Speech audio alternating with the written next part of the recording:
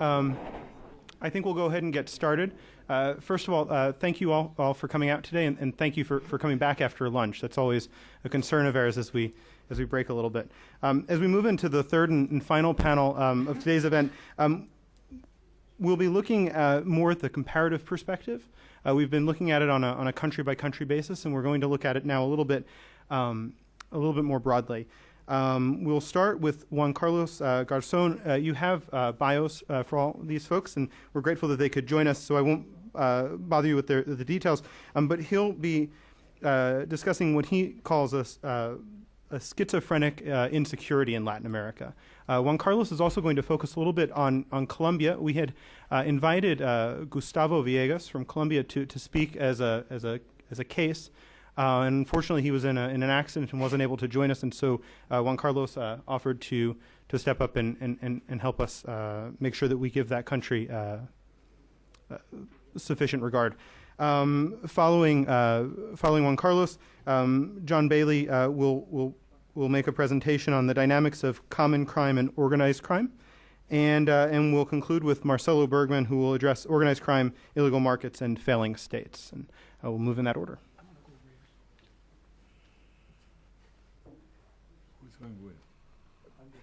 I think you can stay. I'm staying.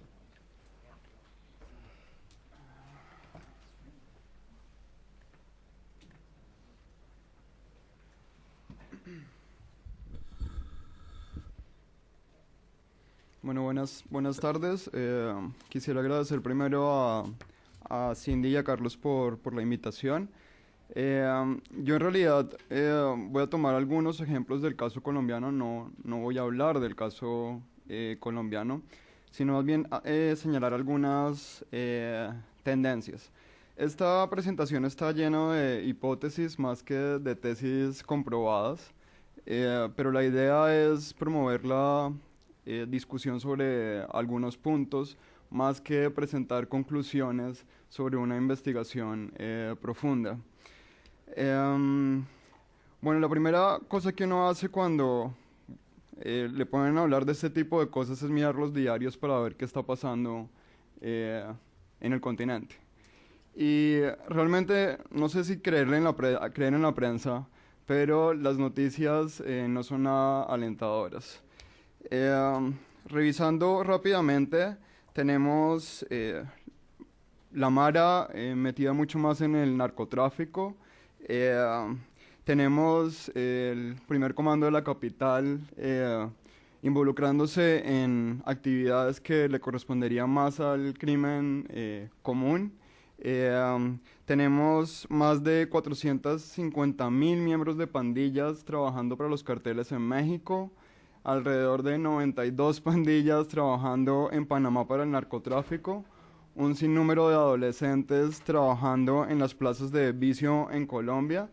Y entonces, naturalmente, uno tiende a pensar que las conexiones entre el crimen organizado y la delincuencia común son por lo menos fluidas. Yo quisiera comenzar tratando de establecer una diferenciación entre el crimen común y el crimen organizado. ¿Cómo lo podemos diferenciar? El primer recurso que se tiene es la Convención de Palermo, la Convención de las Naciones Unidas contra la Delincuencia Organizada Transnacional, que propone una serie de criterios que ustedes los pueden ver ahí escritos, que hace referencia a la estructura, cuántas personas componen esa estructura, cuál es su objetivo, y haciendo un especial énfasis en el beneficio económico u otro beneficio de orden material que estas organizaciones buscan. Yo recuerdo un buen párrafo de Michael Levy que sirve un poco para... es una ironía un poco sobre la definición que pone la Convención de Palermo. Si uno siguiera la definición de Palermo a la letra, al pie de la letra, tendría que el crimen organizado puede ser desde un grupo importante de mafiosos italianos hasta una camarilla de 3 ladrones con un negocio de limpia cristales en el que uno se dedica a escoger posibles objetivos, otro a robar en los domicilios bajo amenazas y el tercero que actúa como blanqueador de capitales y que además demandan a todos los periódicos que sugieren que su negocio es de dudosa reputación. Pero bueno, entonces, creo que la Convención de Palermo no es la mejor pista. Yo creo que hay dos cuestiones que van a marcar el desarrollo del crimen organizado, por lo menos en esta parte del continente. Y propongo, o más bien recojo dos criterios. Uno es que a diferencia de la delincuencia común, el crimen organizado no solo depreda, sino que también suministra bienes y servicios ilegales en un mercado diverso.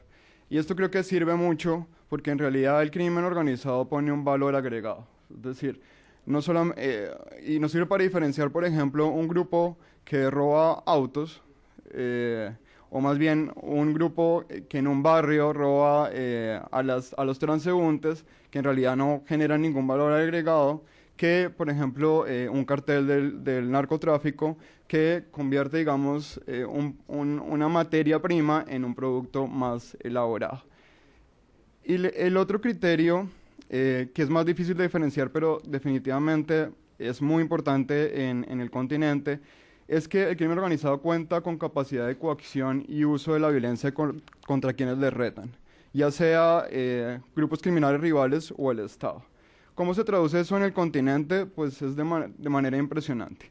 Veamos la gráfica, no sé si atrás se vea muy bien, pero estos son los flujos estimados de mercados ilícitos en el 2008. El continente, o América Latina especialmente, tiene una importante participación. Si vemos el negocio más rentable es el tráfico de cocaína proveniente de Sudamérica a Norteamérica. Estamos hablando más o menos de 38.000 millones de dólares. La cocaína proveniente de Sudamérica a Europa son 34.000 millones de dólares.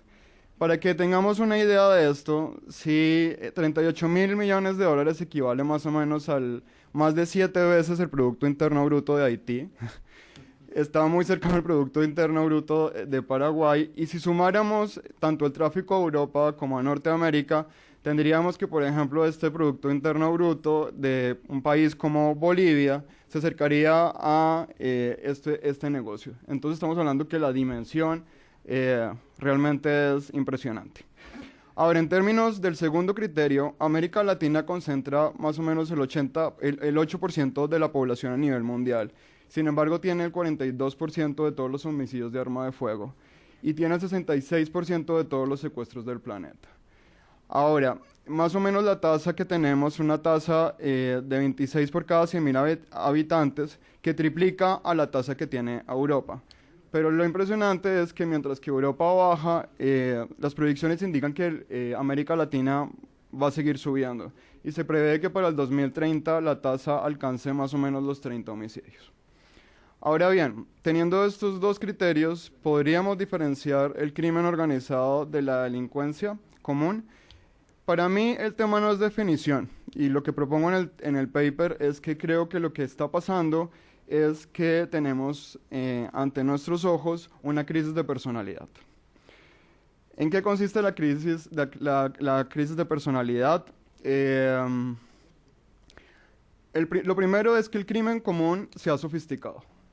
Se ha sofisticado por diferentes razones que voy a exponer más adelante, y ha tratado de involucrarse mucho más con el crimen organizado. En realidad, los delincuentes pretenden llegar a integrarse a un grupo del crimen organizado. Es lo más rentable. Ahora, que lo logren o no, eso va a depender de otros factores.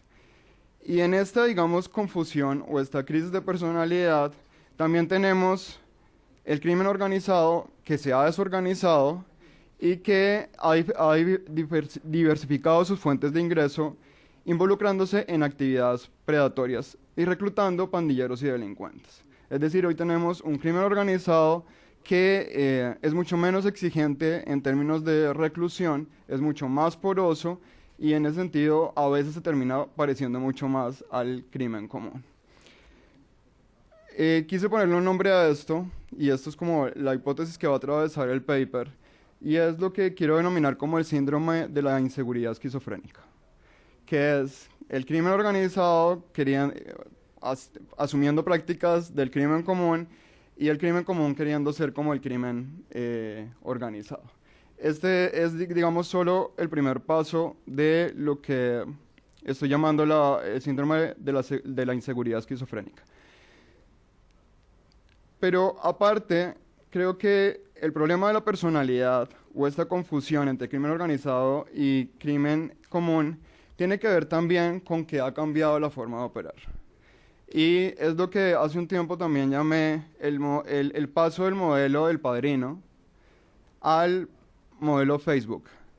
Lo que quiero decir con esto es que cuando recordamos la película El Padrino, vemos una organización en donde la jerarquía está más o menos clara. Es una organización bastante vertical, no es muy flexible y además tiene unos códigos, digamos, claramente establecidos. El modelo Facebook, que en realidad es ponerle un nombre al comportamiento en red, es mucho más horizontal, permite relaciones más fluidas y esto hace que el crimen común y el crimen organizado se relacionan mucho más fácilmente. Es decir, se relaciona mucho más fácilmente a partir de una red que de un modelo jerárquico. Entonces digamos que ya tenemos dos componentes del síndrome de la inseguridad esquizofrénica. Resumo, que es el primero, la confusión entre crimen organizado y crimen común, queriendo, digamos, hacer un tránsito o asumiendo prácticas del otro. Y el segundo, la segunda característica es el cambio en la manera como se organizan estas estructuras. Si lo quisiéramos ver gráficamente, más o menos tendríamos que pensar en el siguiente dibujo. Yo estoy convencido, creo que nuestras autoridades piensan más en el primer dibujo. Todo el tiempo están pensando en jerarquías. Y generalmente la pregunta que se hacen es ¿quién manda a quién? Sin embargo, lo que deberíamos hacer, o más bien el modelo analítico que más se aproxima a lo que está sucediendo, se parece más como un sistema neuronal,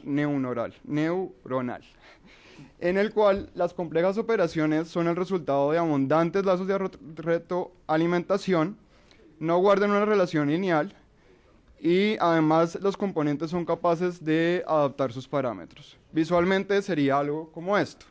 Y entonces uno ve los dibujos y entiende por qué uno no entiende buena parte de lo que pasa en nuestros países. Y recorriendo un poco el tema de la teoría de redes, se viene entonces a la cabeza esto de que el mundo es un pañuelo. Y para el mundo criminal, el mundo es un pañuelo. En inglés, la expresión sería más o menos small world. Y lo que quiere decir es que más o menos la teoría propone que todo nodo está fuertemente conectado con muchos de sus vecinos, pero débilmente con algunos pocos elementos alejados. Y también todo nodo puede conectar a otro con solo unos cuantos saltos. Ahora la pregunta es, ¿cuántos nodos separan un pandillero de una estructura de traficantes de bienes ilícitos? Si hiciéramos el ejercicio con varias de nuestras ciudades, descubriríamos que los nodos no son tantos. Es decir, que los pasos no son tantos. La gente que llevó esta teoría, el primer ejercicio que hizo fue dar una carta que tenía que llegar a otra parte del mundo y querían contar los pasos que se necesitaba esa carta. Cuando se usaban las cartas, más o menos los pasos eran 6, para ubicar a cualquier persona en el mundo. Hicieron el mismo ejercicio ahora con Internet, y ahora los pasos se han reducido entre 3 y 4. Es decir, cualquier persona en el mundo está conectada con cualquier persona en el mundo solamente por 3 o 4 pasos. Ahora, ¿por qué no pensar que lo mismo está ocurriendo con el crimen común y el crimen organizado? Tal vez esto suene muy teórico y por eso decidí tomar un caso que trabajé hace algunos años y que además me va a ayudar a hablar del caso colombiano. ¿Qué es lo que sucede o lo que sucedió en la ciudad de Cali? Cali es la capital del departamento del Valle, más o menos donde está apuntando la flecha roja. Y el ejercicio que hice en ese momento era explicar por qué, mientras que la tasa de homicidios a nivel nacional, que es la línea que ven abajo, estaba descendiendo, en Cali permanecía, incluso subía un poco. En realidad iba en contra de la tendencia nacional. Y claro, bueno, en ese momento yo trabajaba para la vicepresidencia y en medio del gobierno de Uribe había mucha preocupación de por qué Cali no estaba bajando. Ahora, claro, el primer ejercicio que hice en ese momento fue tratar de entender un poco la dinámica de las zonas que eran más violentas. Y lo más útil que me resultó desde el punto de vista teórico fue la teoría de redes. Porque en realidad en esos sitios donde había mucha violencia, lo que había era mucha concentración de nodos. Partiendo desde pandillas presentes en los barrios, pasando por organizaciones criminales mucho más sofisticadas y llegando hasta los carteles, empecé, digamos, como a ver cómo estaban relacionados. Si el primer dibujo que uno hiciera de la criminalidad en Cali solamente se dedicara a poner círculos con nombres de organizaciones, más o menos el esquema sería el siguiente. Encontrábamos lo que en las ciudades de Colombia se llaman parches, o en Medellín, por ejemplo, en lugar de parches le dicen combos, que son estos grupos de muchachos, 3 o 4 jóvenes o 5 que se ponen en una esquina, se paran en una esquina, consumen drogas, en realidad en términos criminales son inofensivos. Después se encontraban las pandillas. Las pandillas son organizaciones un poco más estructuradas, tienen una condición barrial y digamos que está compuesta por varios combos. Ahí ya se encontraba una actividad criminal un poco más elevada y ya se podían ver, por ejemplo, robos y este tipo de cosas. En medio de ese panorama también estaban los vendedores de armas, que no estamos pensando en el gran vendedor de armas, sino el vendedor al detalle, es decir, el vendedor que consigue un par de armas y las distribuye en el mercado local, así como los vendedores de drogas. Claro, en Colombia es un componente muy importante y que incluso ya en otras ciudades se está dando el tema de las organizaciones sicariales, grupos de asesinos contratados a sueldo. Por otro lado teníamos la criminalidad usual, ladrones de bancos, la gente que hurtaba vehículos, lo que en Colombia se llama apartamenteros, que es esta gente que roba apartamentos, atracadores.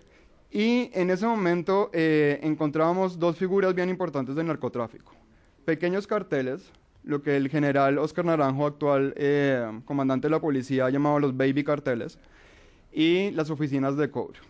Las oficinas de cobro son el mejor ejemplo para explicar cómo funciona una red criminal. En la época de Pablo Escobar ideó un mecanismo para cobrar los impuestos a los traficantes en la ciudad de Medellín. Cada traficante tenía que pagar por un cargamento 300.000 pesos. Claro, para cobrar los 300.000 pesos había que ingeniar algún mecanismo para exigir esa plata. Y el mecanismo funcionó bien, cobraban los 300.000 pesos. Y en medio de ese funcionamiento se preguntaron, bueno, y si cobramos tenemos la capacidad de cobrar a los traficantes, ¿por qué no cobramos por otras cosas? Entonces empezaron a cobrar a los ladrones de bancos y empezaron a cobrar a toda la criminalidad que funcionaba en Medellín. Hoy todavía existe la oficina, se llama la oficina de Envigado. No es una oficina y tampoco queda en Envigado. La oficina de Envigado es un sistema de relaciones en torno al cual el crimen organizado se articula. Si yo quiero, por ejemplo, encargar un asesinato, puedo acudir a un contacto de la oficina de Envigado y él se va a encargar de buscar las personas que pueden ejecutar el asesinato. Y aparte, pues, que es una característica, digamos, de Colombia, que son los grupos armados irregulares. Claro, se ve una estructura, ni siquiera se ve una estructura, se ve un conjunto de organizaciones dispersas, pero lo impresionante fue ver que todo estaba realmente conectado. Es decir, que uno podía encontrar relaciones fluidas entre varias de esas organizaciones y que el joven que empezaba en el parche aspiraba a tener una moto y un arma y fácilmente terminaba involucrado en una pandilla, y si le iba bien le encomendaban el primer asesinato, y si le iba bien el primer asesinato podía aspirar a ser de una organización sicarial, y en el mundo sicarial si se destacaba, ¿por qué no manejar una oficina de cobro?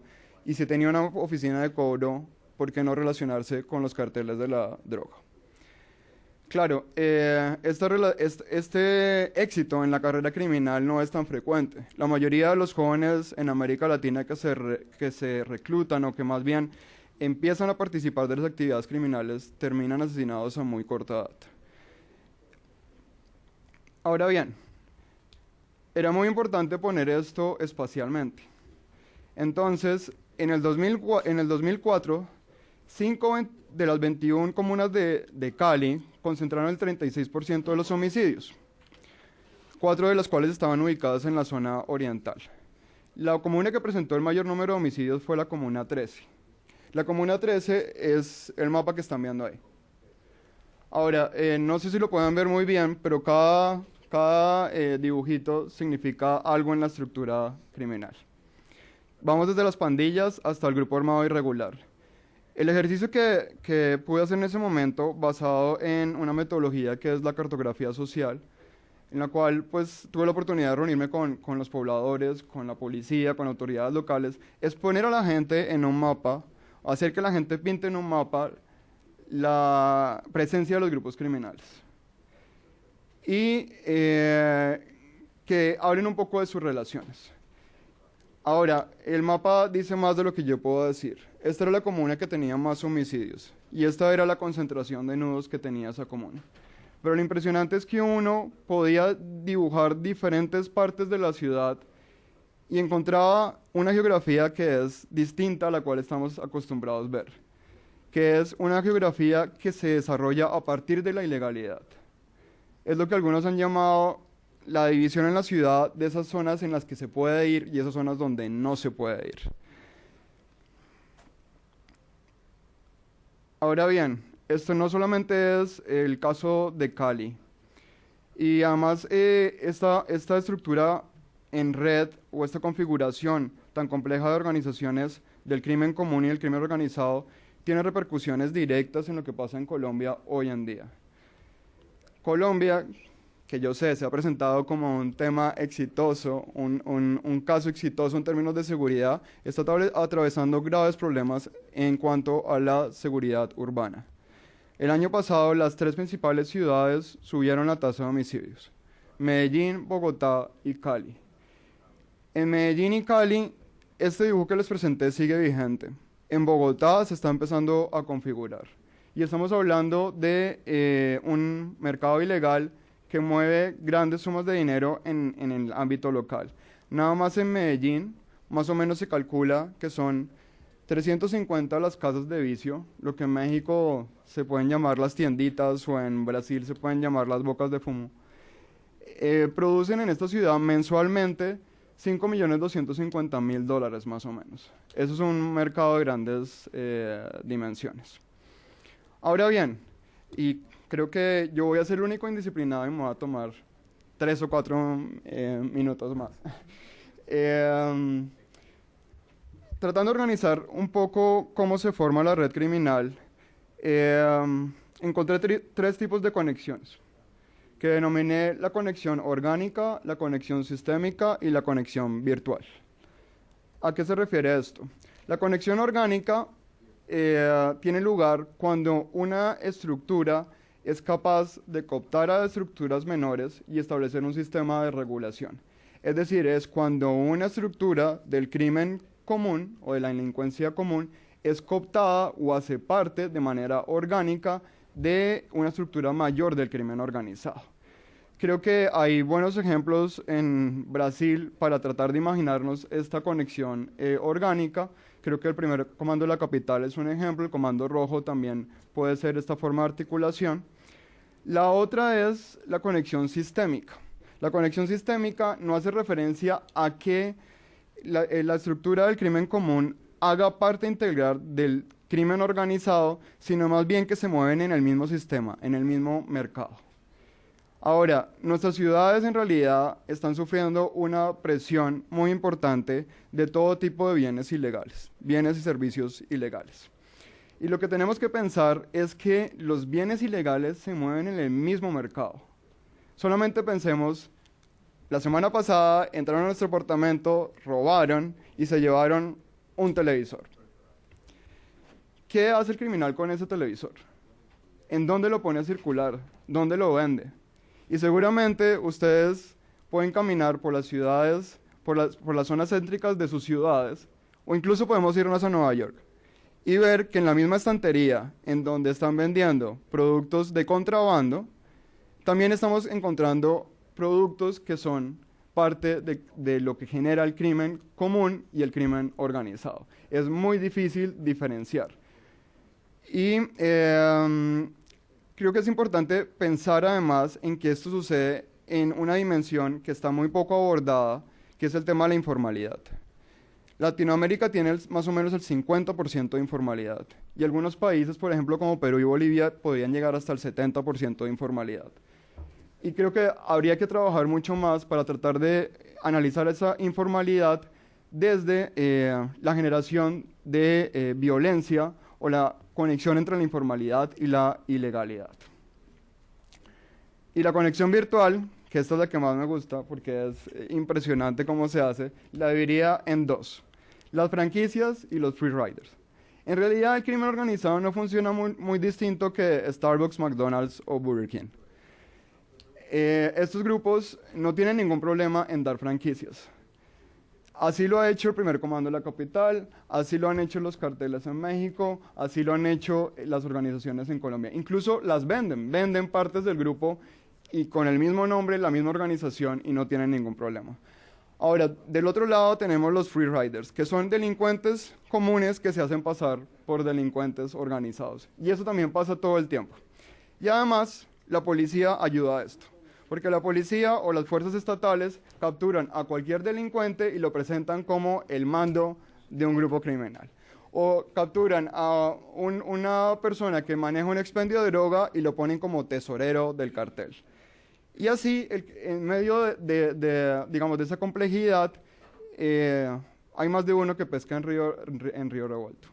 Entonces, digamos que estas más o menos serían las conexiones. ¿Y cuál es el impacto? Y esta caricatura es muy diciente. Sí, para los que están atrás, y no sé si pueden ver, pero el primer letrero dice Poder Ejecutivo, mostrando el arma. El Poder Legislativo, apuntando a un letrero en donde él dice Yo soy la ley. Y el Poder Judicial, que es el tipo atrás metiendo su mano en el vestido, ocultando un arma. Creo que estamos ante un fenómeno muy complejo y del cual por lo menos yo expresaría una gran preocupación. Porque las conexiones entre el crimen común y el crimen organizado lo que están haciendo es sofisticando el crimen común. Lo están dotando de mejores armas, lo están dotando del know-how que tienen las organizaciones delincuenciales más sofisticadas, lo están dotando de contactos. Y eso sucede por distintos motivos. Yo creo que además la acción estatal y la competencia entre estructuras tienen un papel determinante. ¿Por qué? Porque lo que ha hecho la acción estatal, por lo menos en países como México o Colombia, es que descabezan las principales figuras, los principales líderes. Y además ponen un ritmo muy acelerado de bajas, es decir, están teniendo muertos todo el tiempo. Eso hace que las personas que están abajo, la base, tengan que subir mucho más rápidamente. Y no es raro si ustedes, por ejemplo, tienen la oportunidad de ir a una favela o, por ejemplo, a una comuna en Medellín, escuchar que los habitantes dicen cada vez tenemos jefes que son más jóvenes, que les gusta más la violencia y que además consumen más drogas. Ahora bien, voy a solamente citarlas porque quisiera señalar 8 factores, 8 cuestiones que yo creo que tenemos que examinar muy bien para mirar el tema del crimen común y el crimen organizado. Son 8 factores que además quiero que los piensen sobre todo en el futuro. El primero es el crecimiento urbano con la expansión de zonas de marginalidad, pobreza y pobreza. En Latinoamérica, mientras que en 1990 el 63% de las personas vivían en ciudades, este porcentaje llegará hasta casi el 80% en 2030. En el 2020, 7 países superarán esta cifra. Y veamos un poco el cuadro con algunos ejemplos. Por ejemplo, Venezuela y Argentina en el 2030 tendrán el 96% de la gente viviendo en las ciudades. Eso, además de una presión demográfica muy grande, significa un reto en términos de gestión pública, porque hasta ahora nuestras ciudades se han mostrado incapaces de acoger a esa nueva población. Es decir, hay una gran marginalidad que no explica el crimen, pero es el contexto en el cual se da el crimen. Y todo indica que va a seguir creciendo. Y si no, digamos, si no se hace un buen planeamiento, una buena planeación y se incluye a esas zonas, pues en medio de la marginalidad las relaciones van a fluir mucho más rápido. La expansión del narcotráfico. Es un factor determinante. El involucramiento de estructuras criminales en el negocio del tráfico de drogas, el aumento del flujo de estupefacientes en los países de América Latina, la formación de mercados de consumidores locales, la influencia de las estructuras de narcotraficantes más allá de sus territorios, lo que hablábamos hoy, por ejemplo, los carteles mexicanos en Guatemala, el requerimiento de una mayor mano de obra para ofrecer seguridad y desarrollos incipientes en comparación a los registrados en la zona andina de organizaciones locales que están invirtiendo en producción. Y voy a solamente nombrar los factores que me faltan para acabar. Bueno, ya hemos hablado de esto, no lo voy a citar, no me voy a extender, que es el crecimiento de los mercados locales de mercancías y servicios ilegales y su relación con la economía global. Un punto que aquí sí quiero hacer mucho énfasis, el tema de la legalización de las drogas. Cada vez está tomando más fuerza y es importante pensar en sus implicaciones. Solamente hagamos de cuenta que la droga se legalizó hoy, en medio de capacidades estatales muy bajas, es decir, en medio de un Estado que no es capaz de imponer legalidad efectiva. ¿Qué se nos puede ocurrir que van a hacer los delincuentes que estaban dedicados a traficar drogas ahora en un mercado en el cual la droga está legalizada? Pues hay antecedentes en los cuales si el mercado se afecta, lo más fácil es cambiar de mercado. Es decir, en el momento en que la droga deje de ser el recurso prioritario para las organizaciones del crimen más estructurado, más sofisticado, no tendrán ningún problema pasarse a la delincuencia común. Es un caso muy distinto, pero pensemos en los países de Centroamérica en la época de posconflicto armado interno. Y es, varios de los combatientes que tenían su sustento en el conflicto armado interno, lo que hicieron fue engrosar las filas del crimen común. Eso solamente es un punto para tenerlo en cuenta. La renovación acelerada de las estructuras criminales y la emergencia de liderazgos jóvenes sin experiencia y con expectativa de vida corta, lo que decía ahora, la privatización de la seguridad es un tema supremamente grave. Tenemos expansión de empresas que ofrecen servicios de seguridad, seguridad ilegal, y además tenemos una cuestión que no hay de perder de vista, que es seguridad por cuenta propia, justicia por mano propia. Creo que el ejemplo más diciente es Río y las milicias. Las milicias fueron formadas, se supone que para combatir al crimen organizado, o al crimen común, o a los dos, y terminaron ahora siendo mayores que el crimen organizado. Entonces creo que la privatización de la seguridad abre un riesgo de que esas estructuras terminen involucrándose en también la criminalidad. La corrupción policial y de las fuerzas de seguridad, pues ya lo hemos hablado, y los sistemas penitenciarios y su papel en la propagación del crimen.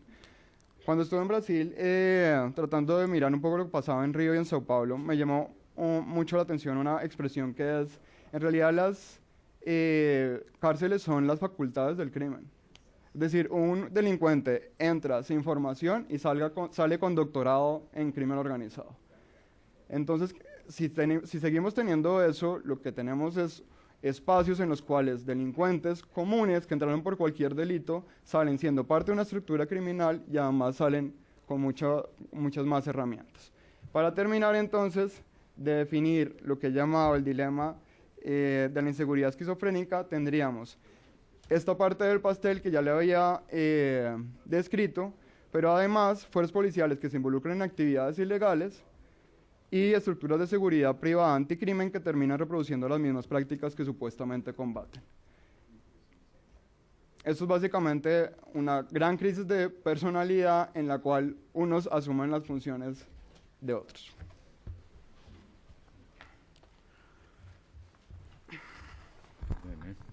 Thank you, Juan Carlos. John and Daniel.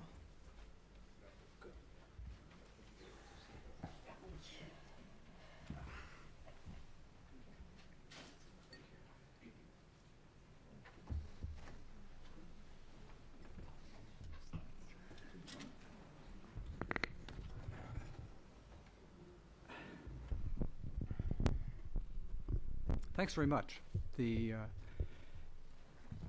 Daniel Ortega and I took Carlos's instructions to heart, and we're trying to go back to basics in a way and think about what are the interactive dynamics between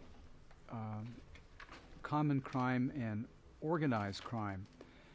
And we're approaching it from a kind of comparative politics, public policy way of thinking about this. And so what we've done, what we're going to try to do here is clarify some terms, at least as we understand them. We have an analytical framework, very straightforward, and then some hypotheses about interactions, and then a little bit about policy, although the policy part's probably not as important, I think, as the other parts. So the presentation's a bit mechanical. It's a bit ahistorical, and it excludes quite a lot. It excludes the context of values and attitudes that was raised the last time. I think Eric Olson got into the notion of legitimacy, and it excludes the sort of historical dynamic that's so important to understand the problems as they are now. That is, one doesn't take a photograph of a region and try to make sense out of the dynamics of crime without taking into account 2 centuries of the formation of the state and the society and the kinds of dynamics that have built up over time about attitudes about the law. One of the things I would go back and emphasize again is the importance of the social contract, the basic social contract in the political system. If the social contract, that is to say the basic agreement, the basic settlement of politics about how wealth will be distributed, about how the state will interact with society, if that social contract is missing, then we're dealing with a lot more of a problem than simply looking at, even as complicated as it is, problems of crime or problems of public security. So what we're trying to do here, what I'm trying to say is we're sketching a model that's very limited, and it's a little bit mechanistic, but it might be helpful. So what I want to suggest is we start with looking at common crime and the notions of common crime and the notions of organized crime. The important thing about crime is we take the state's definition of what crime is in order to define it. And if the state is held in some disregard, or if there is a lack of support for the state or a lack of support for the police justice system, then the notions of crime take on a rather different meaning. But we're using common crime, violations of formal rules by individuals or small groups. And what I want to try to get at here is we'll find a kind of a continuum of common crime into organized crime with a good deal of overlap, and we have a problem with sorting it out. One of the points to emphasize is much of common crime is nonviolent. Some of it obviously is very violent, but what we find when we're doing these kinds of analyses, we tend to focus over on the violent crime part, which is socially more damaging, but we tend to set aside the problems of nonviolent crime, embezzlement, tax evasion, that sort of thing, which are quite important, but which tend to be neglected in this kind of a discussion. Organized crime is the great unexplored. It's the terra incognita. We use this term organized crime, and what I want to emphasize in my sense about organized crime, it refers to activities. And organized crime refers to the criminal activity that's carried on by any number of different types of organization. But what's distinctive about organized crime is it involves multiple actors colluding over time. And in my sense, common crime is at the lower end of the continuum. It's carried out by simpler groups, and it's carried out sporadically, or it's carried out on a one-time basis. So organized crime, in my mind, refers to the activities, and we have to separate the activities from the criminal organizations. Those are 2 very different kinds of themes. So the organized crime could be fraud, or it could be trafficking, or it could be migrant smuggling.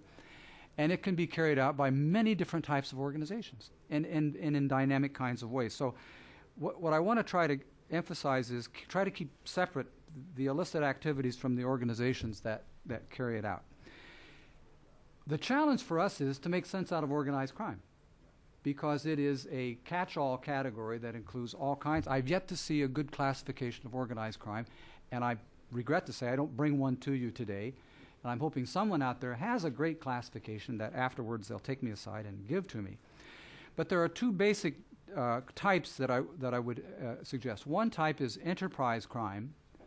And enterprise crime refers to all kinds of activities that are generated by markets that can't be served by regular kinds of activity. So it's the illicit business that provides goods and services that are desired by a market, for it's an illicit business that generates profit through illegal kinds of activities. It could be kidnapping or drug distribution or auto theft or gambling or prostitution. All of that is what I would consider enterprise crime. One enters into it in order to make money. But there's a different type of crime. It's the stars that appeared in Juan Carlos's maps, which is extortion protection. And that's a kind of a crime or a kind of an activity where different types of organizations find it is possible for these organizations to tax or to regulate other types of illegal activity. That's a different type of organized crime. And as we look at let's go on and look at the notion here. As we look at extortion and protection, it tends to be the more organized, it tends to be the more continuous, it tends to be the armed part of the organized crime that actually can perform a kind of a regulatory or a kind of a control a function. It seems to me it's useful to think about organized crime and common crime on a continuum. And the notion of this middle part, the C123, is forms of enterprise crime. And the idea is they overlap substantially with what we might consider to be forms of common crime. So think of the enterprise crime as made up of a whole vast array of activities that are defined by states as illegal and can be carried out by all kinds of different organizations. The D cell up there, or the D domain, it seems to me refers to one which is more complex and more continuous, and that's the protection or extortion kind of an organization. What we've tried to do is think about lacking a widely accepted notion of how to classify organized crime and common crime. We simply divided it between degrees of violence. And so we can think of common crime in this domain A as being nonviolent. One of the most important types is tax evasion or regulatory evasion. It's not a violent activity. It's simply carried out in violation of the law. And then there's a whole other domain of violent crime that's also important, but it's carried out in terms of continuity or in terms of complexity, in my mind, in the sense of being more diffuse, of being more scattered. But it's the important thing is it's a continuum on both sides. That is, the continuity of the crime and the complexity of it. One can't think of it as types or as broken into discrete areas. It's a continuum on both parts. What we tried to point out is in domain C, much of what happens in enterprise crime is nonviolent, or violence is not a very important part of it. It could be prostitution, it could be currency counterfeiting, it could be gambling or other forms of gaming. That has very little violence involved in it. The C2 notion is there are kinds of enterprise crime in which the violence is latent. It's there, but it's not necessarily brought forward. Examples are human trafficking, retail drug trafficking, which may or may not be violent, but in established markets is typically not violent. It's typically worked out amongst groups, and it's settled through forms of negotiation. Car theft, which could be violence, could be latent, but it usually is carried out without much violence. Other types of enterprise crime rely on violence. It's a very overt form of violence. Kidnapping, armed robbery, carjacking, all of these violence is really that's what's shown at the start. That's what's very important.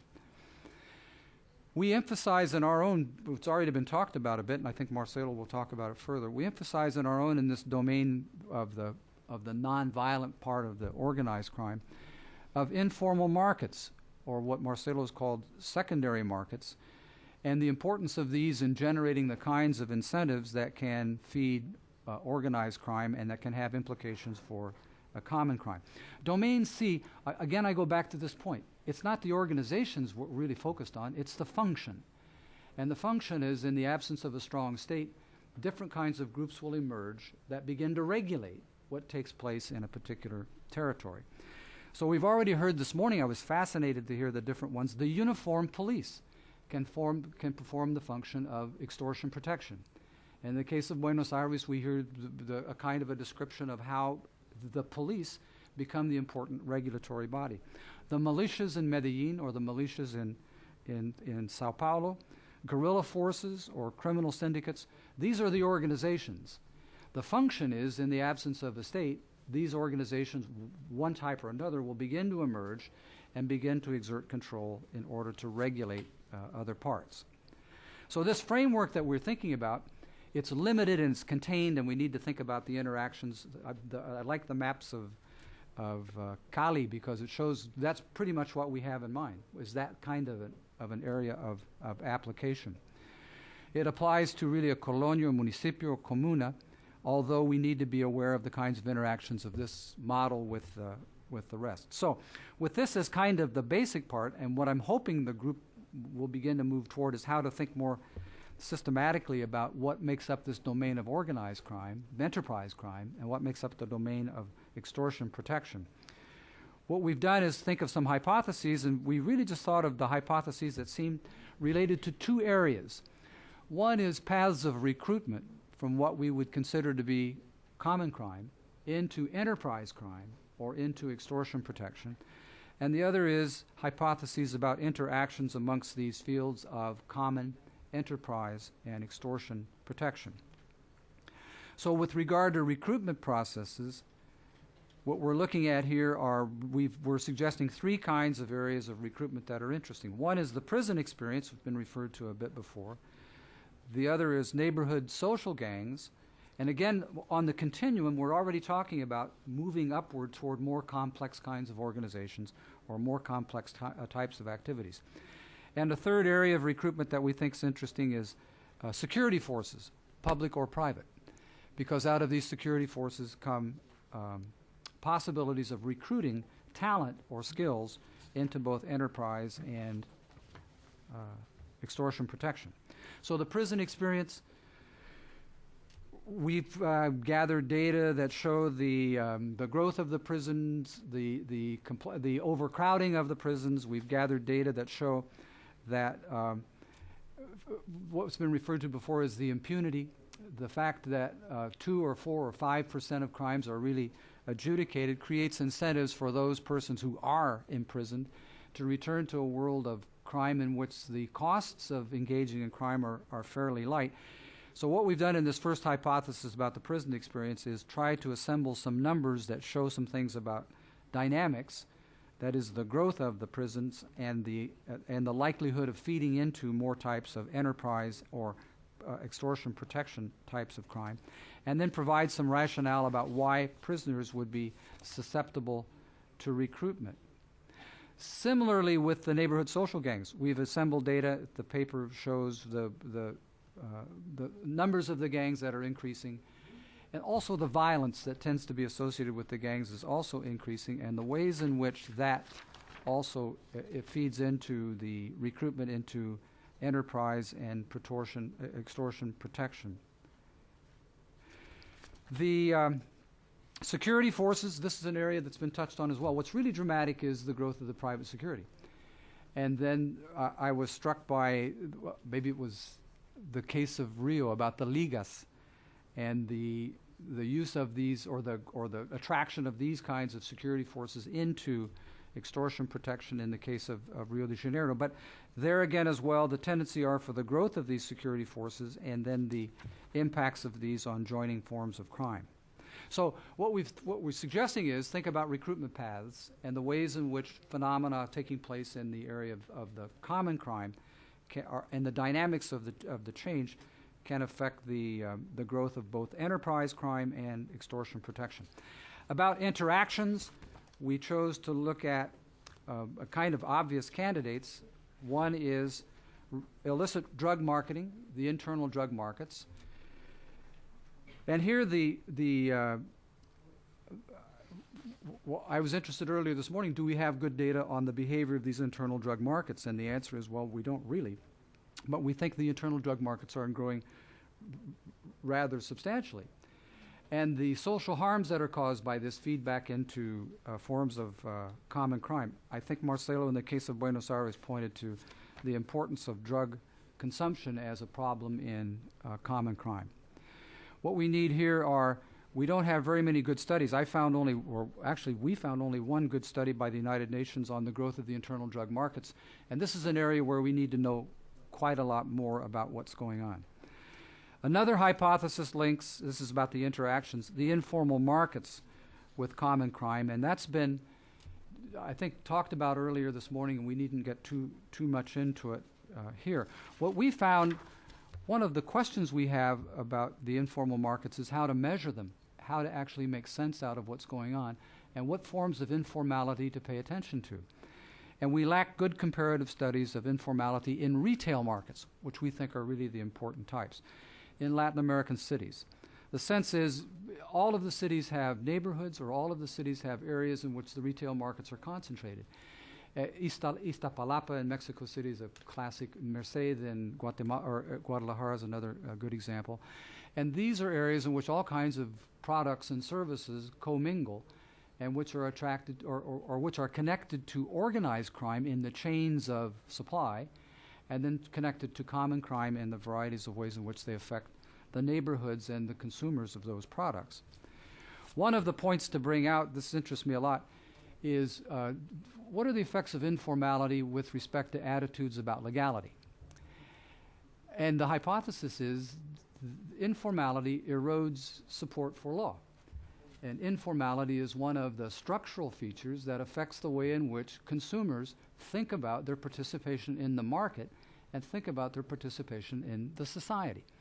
And put pretty straightforwardly, those who participate in informal markets, do people who participate in informal markets recognize the connections that it has with security?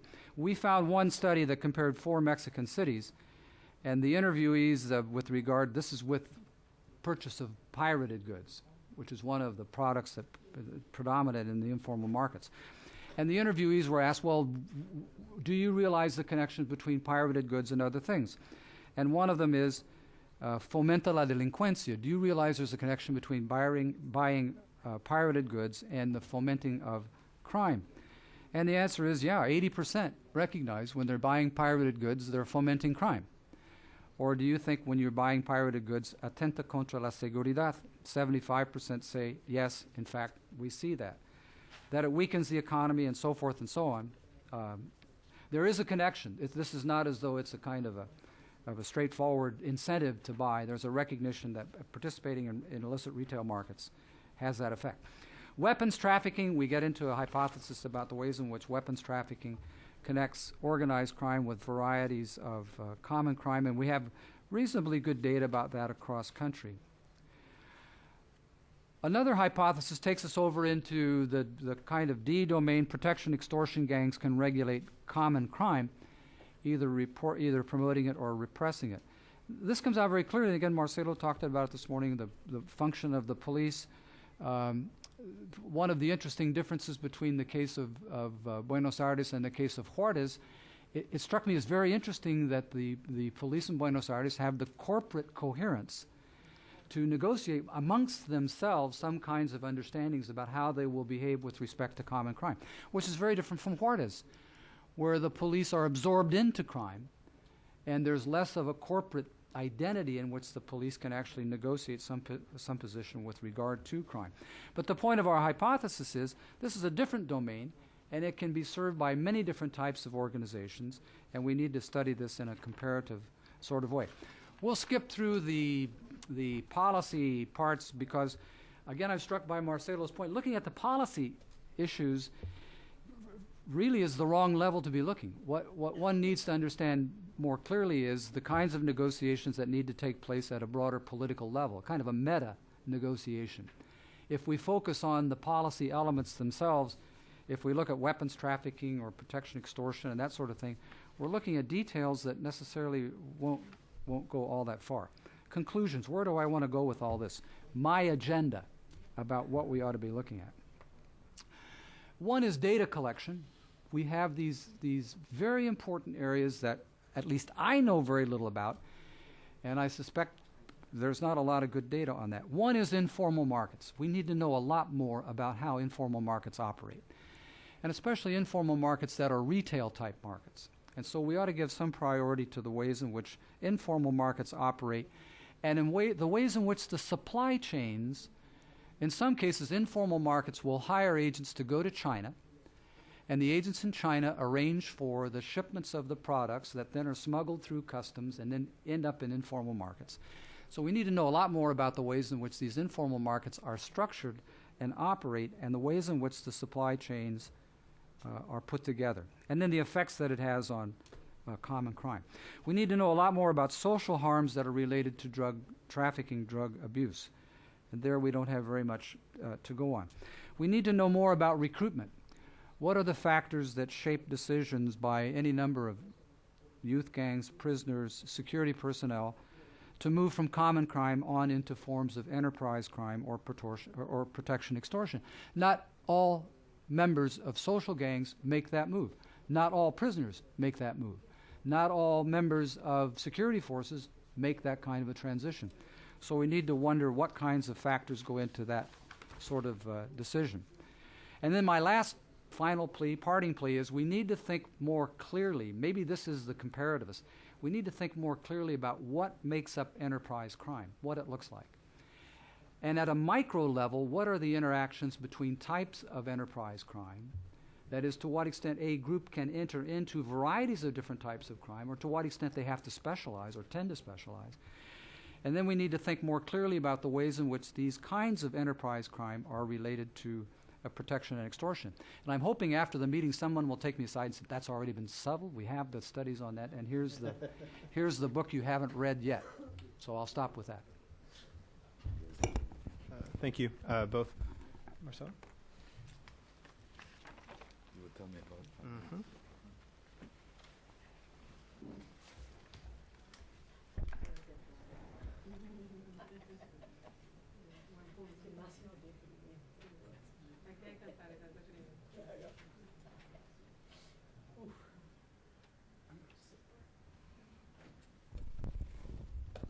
Ok, buenas tardes.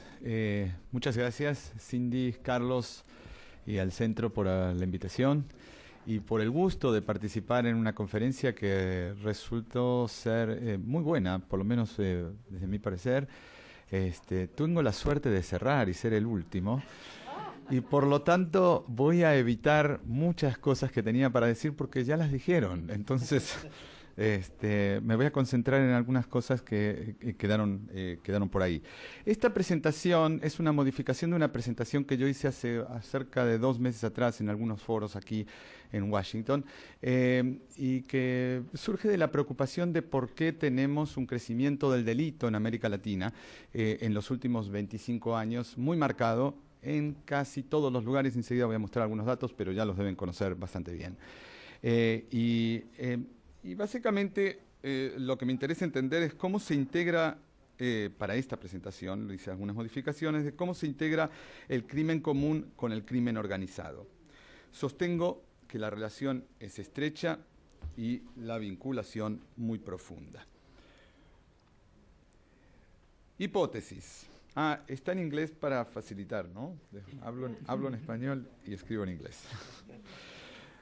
Y ya verán algún error de ortografía también por ahí. Pero a pesar que el delito ha fluctuado, como vimos esta mañana en la presentación de Río, Caracas, Buenos Aires, en los últimos 5 años, no hay duda que el delito hoy en América Latina es 2 o 3 veces mayor respecto al que ocurría hace 25 años.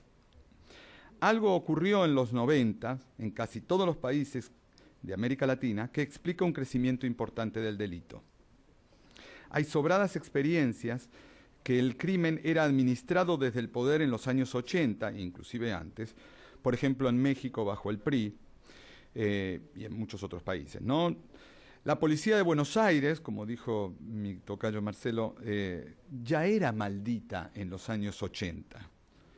Sin embargo, el delito era 1/3 de lo que es hoy. Y la pregunta es, ¿qué pasó? Bueno, ese es un proyecto un poco ambicioso que tengo y aquí voy a hablar un poquito de esto. Yo sostengo que el crecimiento del delito obedece a 2 variables fundamentales. Una es el rápido crecimiento del consumo de productos robados, fundamentalmente, o ilegales. Y el segundo es la fragmentación de la capacidad disuasiva del Estado. todas estas también tienen causalidades que sería interesante abordar. Y vamos a ver hasta cuándo llegó el tiempo, me permite el tiempo. Rápidamente, datos, algunos ya se han visto. Con esta tabla lo que quiero demostrar, esta es la tabla de homicidio a lo largo del tiempo. Yo sostengo, y todos nosotros pensamos, que lo mejor es hacer análisis longitudinales más que transversales, porque son más serios, digamos, ¿no? Y por lo menos elimina algunos de los problemas de los datos. Bueno, aquí veremos que las tasas de homicidio van all over the place. Bueno, algunas suben, otras bajan. Sin embargo, generalmente las que bajan son de los que venían de tasas muy altas. En general, las que tienen tasas bajas, por lo general se incrementan. Pero viendo la película o la fotografía de los homicidios, no tenemos, y este va a ser mi punto, no vamos a entender exactamente qué es lo que está pasando. Creo que nos tenemos que concentrar en el delito del robo, en el delito de la propiedad. Para el delito de la propiedad, a partir del 95, el Latinobarómetro tiene la encuesta, y hay una pregunta ahí en el Latinobarómetro, podrá discutirse si está bien o no, pero digamos nos da alguna medida acerca de si alguno miembro de su familia le han robado algo en los últimos 6 meses o un año, y como vemos, salvo el caso de Venezuela, que ya tenía una tasa bastante alta a mediados de los 90, en todos los demás casos ha crecido el delito patrimonial, y ha crecido significativamente en algunos lugares más que en otros. O sea, no hay duda de que el delito viene a la alza. Tomo algunos datos de qué tipo de delito, qué significa el robo. Esta es una encuesta que nosotros hicimos en México. ¿Qué tipo de cosas roban? Bueno, roban las carteras, roban los celulares, roban las computadoras, dinero, bicicletas. Y lo interesante, y esto es lo que yo voy a sostener enseguida, es que todo esto fuera del dinero regresa al mercado. El dinero obviamente es para el consumo del que lo robó, pero todo lo demás de alguna manera regresa. Hay que hacer una distinción, y yo me permito también, me parece muy valiosa la presentación de John, en que hacía esta distinción entre enterprise y extortion, y el delito o el crimen organizado no es la extorsión o el secuestro, por ejemplo, de un padre que se secuestra a un hijo, obviamente porque está peleado con la mujer o la exmujer o lo que sea, o al revés, o simplemente aquella persona que se lleva a una novia y se la lleva, le priva de su libertad. Tenemos claro que no estamos hablando de delito de crimen organizado en esos casos, a pesar de que son extorsiones y secuestros. Estamos hablando de extorsiones y secuestros cuando hay un fin económico detrás de eso. ¿Okay? Y esto es una distinción muy importante que hay que tener en cuenta. O sea que el crimen organizado está muy relacionado, está muy intricado con la renta que puede llegar a proveer. Y esto es un criterio simple, pero bastante importante de tener en cuenta.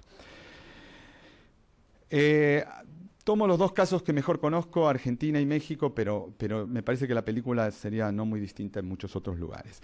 Los delitos, ya esto los presentó Marcelo, así que me evito mostrarlo demasiado, pero como se ve, los delitos contra la propiedad han crecido muchísimo más que los delitos contra las personas. Es decir, claramente la onda o el crime wave, o sea, el crecimiento del delito, está mucho más asociado al delito de la propiedad. Lo mismo vamos a ver en México, esto también lo mostró Eric, yo le quité algunos para mostrar claramente, como la tendencia es a la baja desde la época de la revolución o posrevolución, secundarios donde se consigue producto robado junto con producto no robado o junto con producto pirateado, y una serie de mercados que incentivan y que hacen muy fácil que una persona robe algo e inmediatamente sepa dónde llevarlo. No necesita venderlo él personalmente. Si yo, bueno, no yo, pero digamos cualquier persona que va a robar, se roba un DVD, puede usarlo para consumo propio. Bueno, en ese caso no es crimen organizado. En la medida que ese DVD lo ponga en circulación para que alguien lo adquiera, bueno, eso forma parte de una red, ¿ok?, que se va a expandir, y esto es lo que ha crecido en América Latina en los últimos 20 años. Las redes, lo que yo llamo la oferta. O sea, creció tanto la oferta como la demanda del crimen organizado, pero creció la oferta, las tecnologías de cómo se distribuye la mercadería robada. Lo que voy a sostener es lo siguiente: hay una demanda muy grande por productos nuevos, enseguida voy a hablar por qué sucede esto, pero muy a vuelo de pájaro. Hay un crecimiento muy grande de la demanda de productos y hay una restringida oferta de esos productos. Es decir, pensemos en celulares. No todas las personas en América Latina pueden comprar hoy un celular nuevo, mas sin embargo todo el mundo lo puede adquirir el celular. Entonces hay una demanda por celulares muy grande y hay una oferta restringida por distintas razones. Eso produce un mercado para el crimen organizado.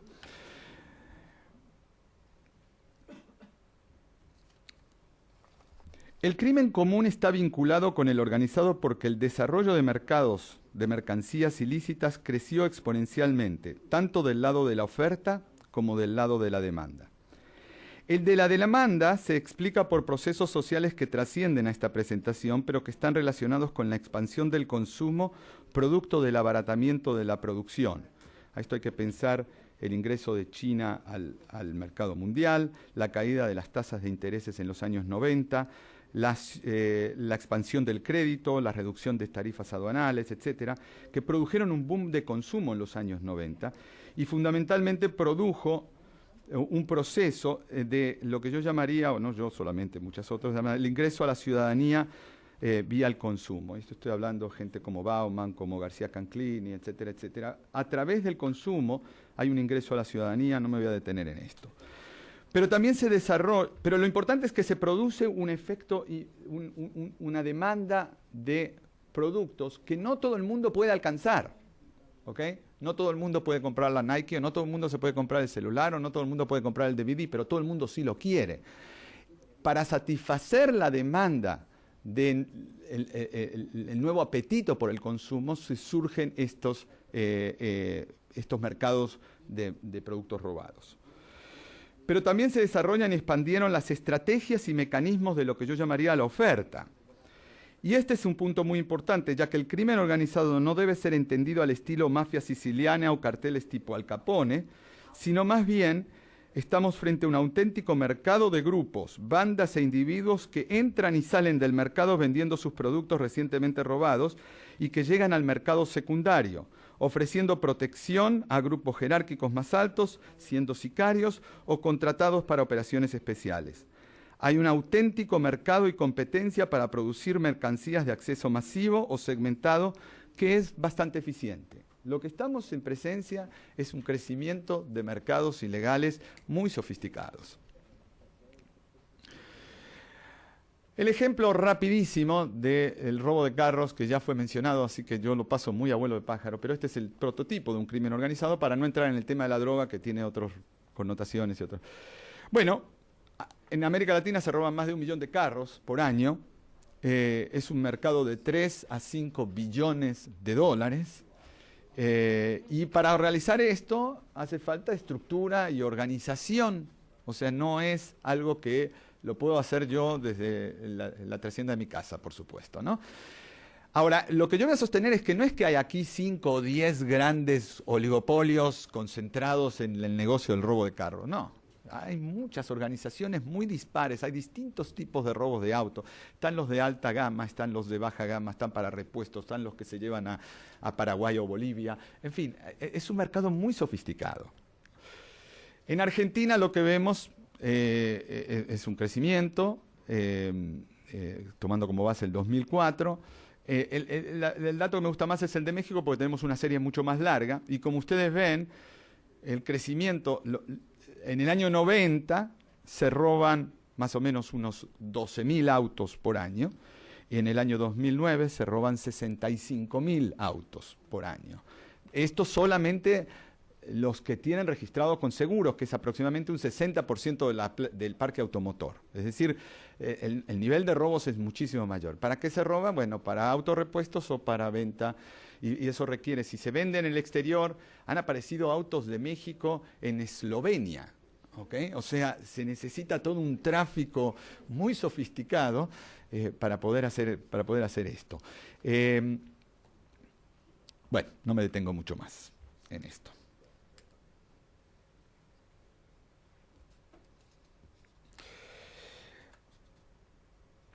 Había dicho... ¿Cómo estoy de tiempo? ¿5 minutos me quedan? Ah. Bueno, la estructura del crimen organizado, o por lo menos lo que podemos ver, es que está estructuralmente, funcionalmente estructural y funcionalmente diferenciado, que hay distintos tipos de delitos que cometen distintos tipos de organizaciones, pero también hay un branching out, o sea, hay una diversificación de actividades. Y esto es muy importante porque lo que nosotros observamos es que grupos que se dedican a la extorsión, por ejemplo, después pueden servir de sicarios para un tráfico o para un movimiento de drogas, y después pueden servir para participar en la protección de los grandes mercados de ventas de productos piratas o productos robados, la Merced en Guadalajara, Tepito en México, la Salada en Buenos Aires, en fin, y todas las grandes ciudades tendrán los suyos, ¿no? Pero lo más interesante es que también hay una participación de actores sociales, de actores estatales, ¿ok? De algún tipo, ya sea no solamente policías, sino inspectores, gente de las secretarías de comercio, aduana, etcétera, etcétera. O sea, hay un involucramiento de múltiples actores. Esto se hace muy difícil de gobernar.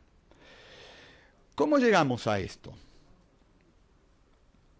Yo sostengo, o sea, ¿cómo es que el Estado ha perdido capacidad de disuasión cuando medianamente la tenía o la tenía de alguna manera en los años 80, cuando el crimen parecía más o menos manejable y ahora ya no? Bueno, uno podría decir, bueno, es la transición a la democracia, porque todos los países transitaron a la democracia, la gran mayoría transitaron a la democracia en los años 80 y 90 y decían, bueno, ahí está la madre del borrego, como decimos, ¿no? No, yo no creo que sea por ahí. Pero sí creo que pasó con algo, que es el proceso que siguió a la transición a la democracia, que es los procesos de federalización, o mejor dicho, la devolución a los estados de la gran capacidad disuasiva que tenían, o sea, las policías. Formalmente siempre pertenecieron a los estados, pero eran estructuras muy centralizadas. Lo que pasa a partir de los años 90, vemos que las policías y otros tipos de instituciones han perdido capacidad de penetración y de control en el mercado, y yo creo que esto tiene algún tipo de explicación.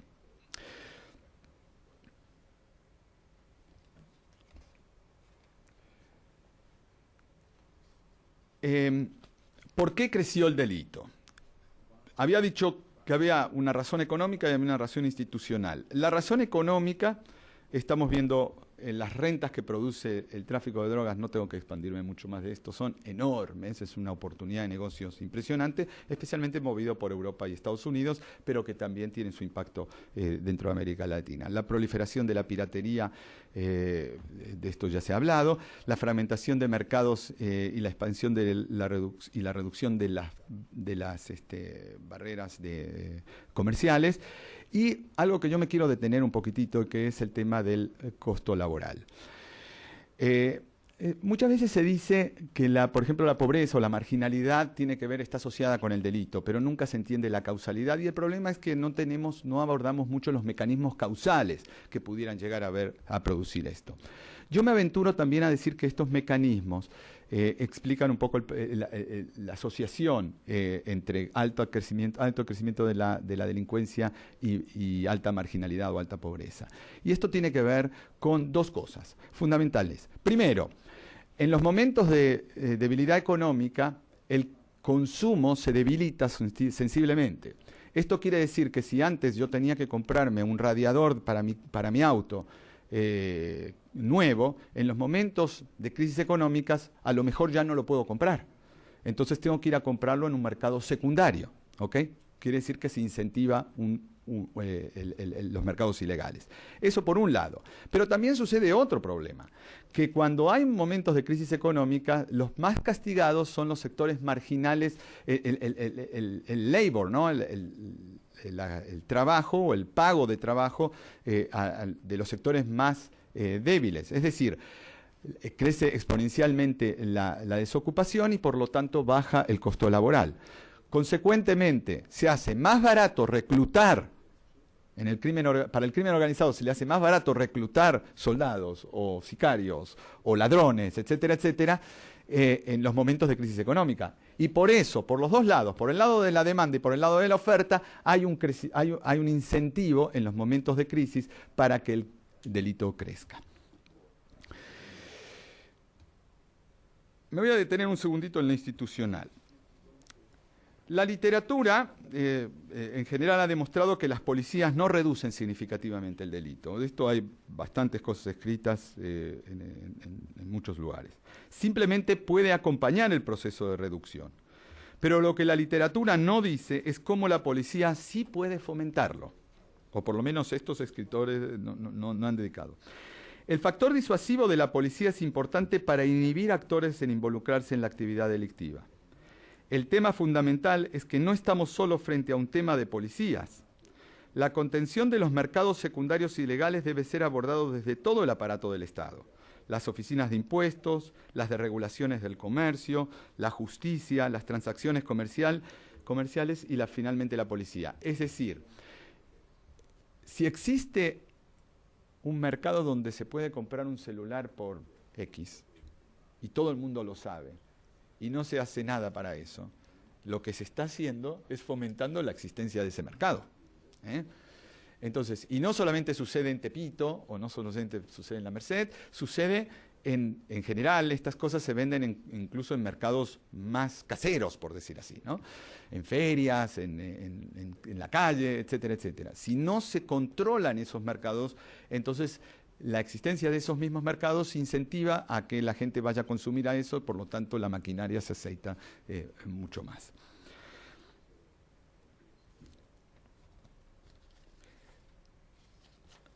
Había dicho que uno de los criterios fundamentales para probar o para ver es la debilidad de las policías, entre otras instituciones, que suceden o que pasan después de la transición a la democracia. Y tomé el caso de México, donde tengo algunos datos, para ver en qué medida las reformas policiales que se hicieron en los últimos 5 años en algunos de los estados, pudieron haber tenido algún tipo de incidencia en mejorar la performance de la policía. Aquí Daniel me va a decir si tengo razón o no.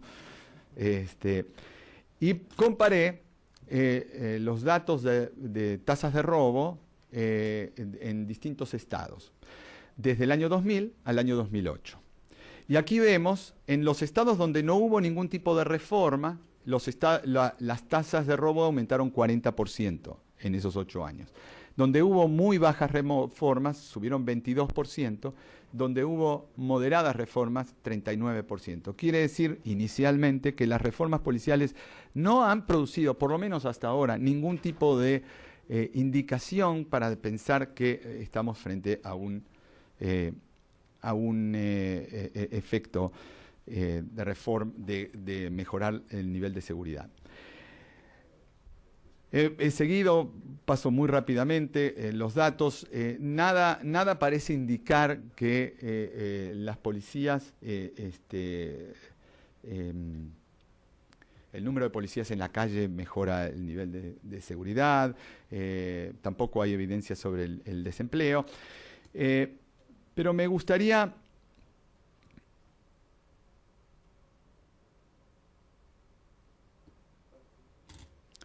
centrarme en esto porque ya se termina y me gustaría aventurar ni siquiera una hipótesis, es un hunch, ¿no? Un pálpito. Pero es algo que sí quisiera explorar muy seriamente. Tengo la intuición que lo que tenemos es que hay en los años 80 y 90, allí donde las autoridades lograron conservar una centralización del poder y una cierta capacidad de disuasión a través de policías centralizadas. No estamos hablando de policías ejemplares, estamos hablando de policías centralizadas con cierta capacidad de control. Allí el crecimiento del delito fue menor. En todos hubo crecimiento del delito. Aún en Chile, que es el paradigmático caso donde todo más o menos funciona, también ahí hay mercados secundarios y también creció el delito, pero en menor proporción. Y allí donde los procesos de devolución a las autoridades estaduales fue mayor, o sea, donde las policías locales que no estaban bien preparadas fueron capturadas, fueron más fácilmente capturadas por el crimen organizado, precisamente porque no había este control centralizado.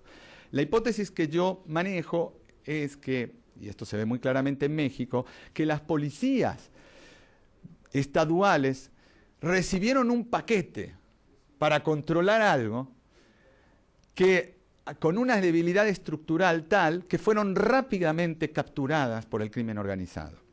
Es decir, que donde hay una escala de delito baja y el control policial o el control de todo el Estado es lo suficientemente férreo, los crecimientos delictivos son bajos o relativamente bajos. Allí donde se descentralizó y las unidades estaduales no estaban preparadas para recibir el paquete, el crecimiento del delito creció, el delito creció mucho y prácticamente con el tiempo las mafias y las organizaciones criminales terminaron capturando esas, o en algunos departamentos de esas oficinas. Me queda como outlier y después voy a tener una buena conversación con Ana María porque no la entiendo bien lo de Venezuela, pero en los otros más o menos ahí va. Colombia. Sí, y Colombia sería un caso, hay que ver toda la película todavía, pero Colombia sería un caso precisamente de que la capacidad de centralizar del gobierno logró reducir, aunque sea marginalmente, las tasas delictivas. Colombia es otra historia, viene de arriba, o sea, no es que tiene un incremento, pero sí bajaron las tasas delictivas, y bajaron las tasas delictivas precisamente por la capacidad de generar una policía unificada. Lo dejo aquí. Gracias. Okay, thank you to all of our panelists. Let's move into a brief question and answer period. We're already at schedule, so we'll take just a few minutes to do so. And we'll take maybe 3 to 4 questions to start and then go from there. Please raise your hand and wait for the microphone. Okay, Adam? When you do, just please identify yourself and your affiliation if you can. Marcelo, acá esas intuiciones tuyas son problemáticas, ¿eh? Pero bienvenido, porque realmente colocás un tema tomando variables que habitualmente no se toman. Esta última intuición, yo debo, con muchísimo cariño por tu trabajo, ponerlo un poco en tela de juicio, pero no desde el punto de vista de que esté mal, sino que me parece que hay algunas otras variables que se escapan a ese análisis. Todos los procesos de reformas policiales que se han ensayado en estos países datan de la década del 90, bajo distintos signos: policía comunitaria, descentralizaciones de estructuras hipercentralizadas, inclusive en algunos casos de policías hipermilitarizadas y en contextos muy particulares como Colombia, nuevas técnicas de management, aunque hay problemas ahí distintos que tienen que ver con el apoyo norteamericano, ocurren en un momento en el cual estalla la problemática del crimen en la opinión pública, estalla en las sociedades y estalla en el sistema político. Y en realidad no son reformas a partir de la consideración de que estas organizaciones funcionan mal, o son las mismas de hace 100 años atrás y tienen que afrontar temas mucho más complejos ahora, sino que son respuestas apuradas, rápidas, a un problema de presión política y social muy fuerte. Segundo elemento, son reformas que en general se hicieron bajo la égida de dos tendencias extremadamente perniciosas.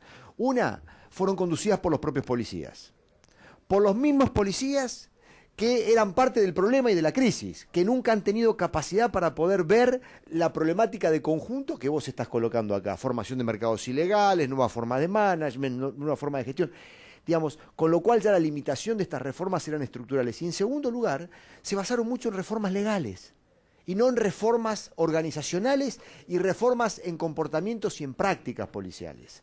Fueron pura cambio normativo. Entonces venía un inglés a trabajar con el Neighborhood Police, y entonces se acercaban y ponían una mujer en la policía bonaerense con pollerita bonita que supiera hablar, y acá tenemos policía comunitaria. Eso pasó en San Pablo, y hubo inclusive organismos internacionales, yo no quiero ofender a nadie, pero acá debe haber mucho, que han financiado este verso durante décadas en América Latina. Le ha servido para trabajar y para conseguir, lo cual me parece bárbaro, pero no ha servido para nada toda esa fortuna de dinero que se ha gastado en América Latina con estos emprendimientos que no han cambiado nada. Entonces, realmente gran parte del fracaso de estas reformas tienen que ver con estas condiciones en donde coinciden con esto que sí yo coincido plenamente contigo, que estalló el problema del delito. Y estalló el problema del delito por condiciones que son muy ajenas inclusive a la problemática criminal. La creencia de las sociedades y de los gobiernos de que esto se resolvía con reformas policiales y con reformas policiales light, diet, digamos, es un problema de la política, no de la reforma policial. ¿Se entiende, Marcelo? Entonces yo digo, me parece que hay que hacer un estudio más pormenorizado o agregarle a este complejo que esto ocurrió en un momento en el cual no hubo management político, no hubo procesos serios de reforma policial. Y yo te llamo la atención en algo. Chile, que es el país donde hay menos corrupción policial, por lo menos de gran parte de América Latina, es el país que más ha estructurado mercado minorista de drogas ilegales. La pregunta del millón es, ¿quién controla ese mercado ilegal? A mí no me van a hacer creer que los carabineros no tienen nada que ver. Porque entonces voy a creer que los carabineros son todos unos estúpidos, que son gente honesta, que permiten que se estructure bajo sus narices, digamos, un mercado minorista fenomenal, pero que ellos no participan de ese negocio. Yo creo que son una policía latinoamericana en eso como cualquier otra. Digamos, y en este sentido también hay que medir eso. Poca corrupción institucional, buen financiamiento estatal, pero también tienen regulación de ese conjunto de mercados en ese lugar. Digo, esto está prohibido en América Latina, cuestionar el tema chileno. Yo digo, no, yo lo quiero cuestionar porque el propio Estado chileno dice de que el crecimiento del consumo de droga ha sido estrepitoso en los últimos años. Entonces, alguien la trae esa droga, alguien la estoquea, alguien la almacena, alguien la comercializa y alguien la consume. Digo, esto como caso extremo, digamos, de buen ejemplo. Y allí no hubo reforma policial. Allí, Marcelo, quien controla la seguridad, aún con el socialismo en el gobierno, son los carabineros. Nuestros amigos funcionarios socialistas dicen, nosotros ordenamos la represión a los pingüinos. Mentira, para no quedar como tontos que no tienen nada que decir, porque es el jefe de carabineros que es el ministro de Seguridad en Chile. Y lo ha sido durante la década del socialismo, porque los socialistas no se han atrevido a tocar absolutamente nada de ese andamiaje. Entonces, ¿qué quiero colocar con esto, Marcelo? Creo que ahí hay variables que tienen que ver con la política, que deben estar ahí fuertes sobre cómo han sido estas reformas, si estas reformas fueron serias, si bajaron realmente, si hubo continuidad, quién las hizo, quién las llevó a cabo. Este es lo que quería colocar, perdón.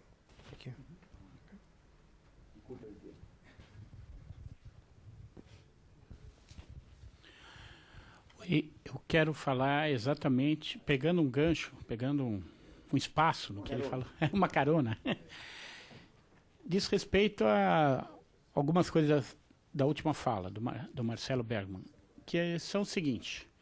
Bom, no Brasil, a última reforma policial foi em 69 e centralizou mais. Não descentralizou, porque as polícias já eram estaduais. Alguns estados, como São Paulo, tinham 3 polícias, acabaram se tornando 2, ou seja, embora tenha centralizado um pouco, centralizou mais. E de lá para cá não houve reforma. O que houve foram mudanças, como ele falou, que o uso da polícia comunitária, esse tipo de coisa que não mudam a estrutura policial. A polícia no Brasil é tão descentralizada agora como era antes, talvez menos até. E tem outra coisa que deu para notar no seu exemplo final. Os 3 países que você menciona, Brasil, Argentina e México, são 3 países grandes com grande população. E os países que você menciona como aqueles em que a centralização funciona são os países menores, a população de todos juntos é menor que do estado de São Paulo, onde eu estou. Chile e tudo mais. Ou seja, é difícil você manter num estado muito grande, num país muito grande, muito populoso, uma polícia unitária. Agora, como que isso dá certo? Como você pode trabalhar isso? Na verdade, o crime organizado apareceu apesar disso, não por causa disso. Essa É um questionamento que eu faço. Are there any other questions? Or? No? Okay, let's go with Gracias por los comentarios. No, yo estoy de acuerdo. O sea, lo que me están diciendo, yo no lo estoy absolutamente negando. Voy a empezar entonces tal vez contigo. El crimen organizado creció a pesar de...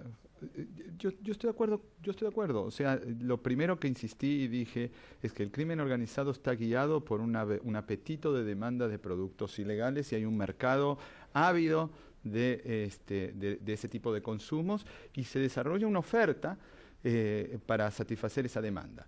Yo creo que ese es el disparador fundamental y por qué se genera ese apetito trasciende esta conferencia, pero tiene que ver con procesos de ingreso a la ciudadanía, el boom del consumo de los años 90 y la diferenciación de los accesos a consumo que tienen las sociedades latinoamericanas. Pero eso lo dejo absolutamente de costado, pero lo reconozco y es parte fundamental de mi explicación.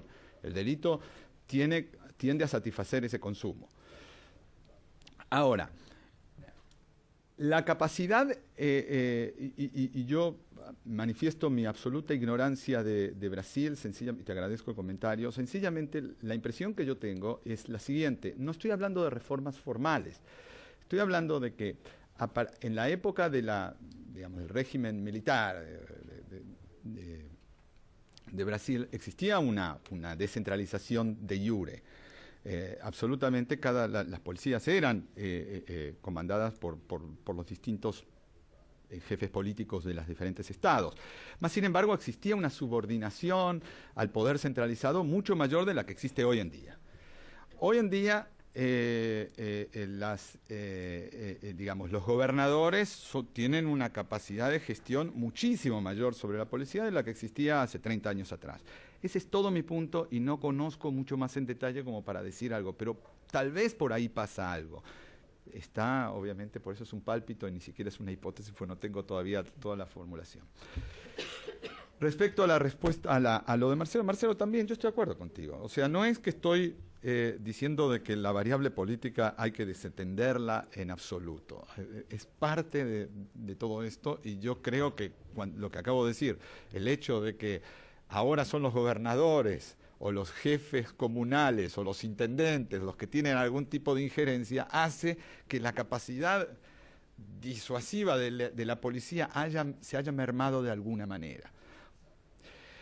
Lo que sí voy a disputar un poquitito es el tema de lo que me decís de la droga en Chile. No porque tenga evidencia, sino porque hay que venir, para probar lo contrario hay que traer la evidencia, y yo no la tengo. Yo te puedo hablar de un mercado no de 1.500 millones de dólares como el de Chile, sino de 60.000 millones de dólares, que es el mercado norteamericano. Y sí hay algunos policías corruptos, y sí debe haber algunos estados metidos en el racketing, pero en general la policía no está involucrada, no da protección. O sea, no necesariamente que haya un mercado grande implica que la policía tiene que estar involucrada en el negocio. ¿Que lo puede estar? Puede ser, yo no lo sé. Estoy de acuerdo contigo, en Chile la seguridad la manejan los carabineros. Y precisamente da una evidencia adicional al pálpito mío. Es decir, ok, hay una capacidad de gestión centralizada que aparentemente funciona. A mí me gustaría, y tampoco conozco mucho, pero lo comento con Carlos, porque uno de los países que más me intriga es Perú. Perú es un país con relativamente baja criminalidad y es el centro de la producción de droga de América Latina, o uno de los grandes centros de producción de droga de América Latina. Los mercados informales funcionan sin ningún tipo de duda, y sin embargo no hay aparentemente grandes mafias ni grandes y es posible, no estoy muy seguro, es porque todavía existe capacidad disuasiva por parte del Estado. Por alguna razón no se arman estas grandes redes de criminalidad organizada, pero es una hipótesis. Are there any additional questions? Or? Apenas um comentário. Yo pienso que hay una bias, un viés criminológico en nuestra discusión. Como sociólogo, yo tengo una cierta prevención con la reificación de la categoría crimen, porque esto no nos ayuda a la comprensión de los procesos sociales. Por ejemplo, una buena parte de los mercados ilegales son crímenes, son criminalizados, pero no producen víctimas. Son crímenes sin víctimas. No fuese el facto de serem criminalizados e, por lo tanto, não puderem recorrer à justiça para a resolução dos conflitos internos a esse mercado. Então, ele importa crímenes que não estão necessariamente ligados à compra e venda das mercancias desses mercados. Se nós pensamos também em la diferencia de la dimensión moral criminalizadora que hay en el crimen común, el crimen violento, por ejemplo, o el robo, el tráfico. Muchos traficantes me dijeron, yo no estoy cometiendo crimen ninguno. Su avaliación moral era otra. Decían, yo no soy ladrón. Yo no pratico ninguna violencia. Si la persona quiere comprar, yo vendo. Hay, por tanto, la necesidad, más que de distinguir entre crimen organizado y crimen común, la necesidad de pensar los procesos de criminalización en América Latina. Y la incapacidad del Estado de regular e aplicar as próprias leis criminalizadoras que ele criou. Porque não há pior coisa para um Estado, o pior de los mundos para o Estado, que ter que regular lo que ele não pode regular. Eu penso que é importante de introduzir dimensões mais sociológicas, mais antropológicas e menos criminológicas nessa discussão. Anyone like to respond? Or? Reminds me, I don't know if he's going to be the next president of Colombia, but it reminds me of Atanas Mockus, no? And his conversation about moral attitudes or moral orientations and legal orientations and how they can be in separate worlds, and then the need to somehow combine the two. So I agree with you, we need to reconstruct attitudes about crime and what is viewed as crime. Will he be the next president? Then with that, many thanks to all of you today for joining us and staying with us throughout the day. Also, we invite you to visit our website and visit our blog. There's information outside, and all of the information from today's meetings, the video, audio, PowerPoints, and whatnot will be up on our website in time. And so please join me also in thanking these final panelists. Yeah.